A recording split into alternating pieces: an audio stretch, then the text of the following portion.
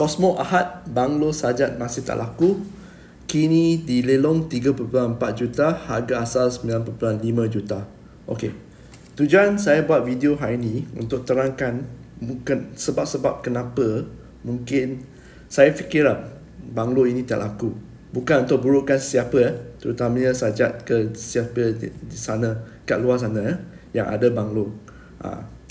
Jadi kenapa dari segi pasaran banglo tu tak laku? 9.5 loan 3.5 masih orang tak nak. Kenapa? Kerana banglo adalah satu rumah yang sangat unik. Tengok ni. Biasanya banglo macam ni kan, mereka beli tanah, mereka bina sendiri. Jadi cita rasa tersebut dan keunikan tersebut sangat bergantung kepada pemiliknya. Anda sebagai pemilik, anda akan buat rumah tu tersebut ikut cita rasa anda. Jadi kalau cita rasa anda, maksudnya orang yang dapat beli tu, orang yang nak beli tu akan kurang. Okey? Dah lah harga dia tinggi, tinggi, tak ramai orang yang boleh beli. Yang kedua ialah cita rasa. Kalau cita rasa anda, bayangkanlah anda nak buat ubah suai cara Balinese, okey? Letak patio lah, letak apa, kayu bali lah, kayu cantik-cantik lah dalam rumah. Lepas tu nak jual, anda kena cari orang yang suka konsep Balinese design ni. Contoh, bayangkan yang pertama pasaran besar ni, tiba-tiba harga pasaran dah kurang. Dan lagi satu, cita rasa anda, pasaran dah lagi kurang. Okey?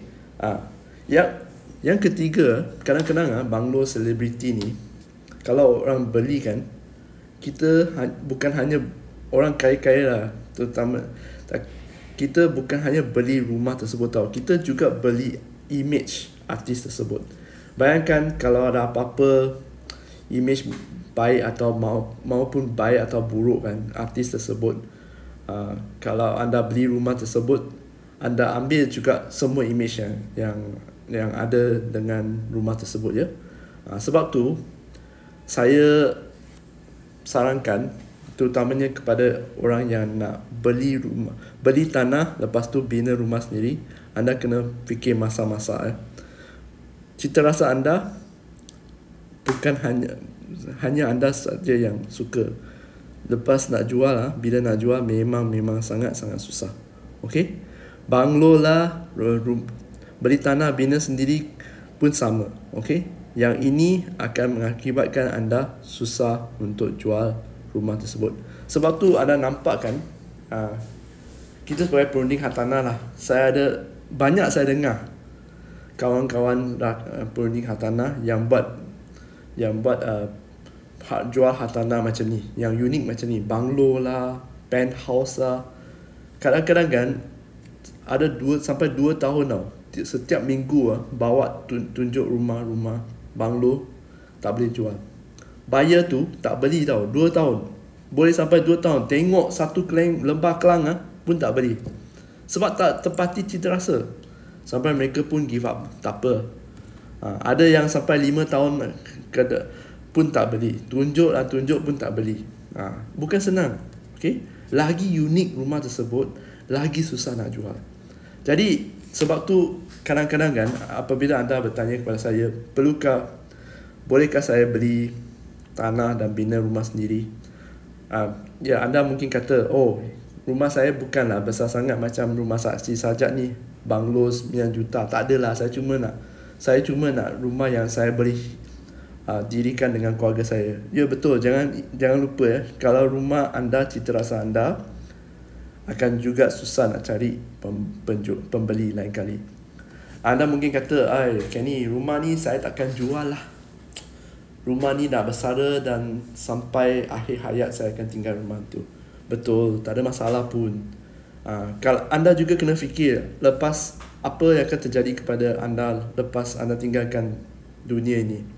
Adakah anda nak warisi kepada anak-anak anda? Adakah anak-anak anda nak tinggal rumah tersebut?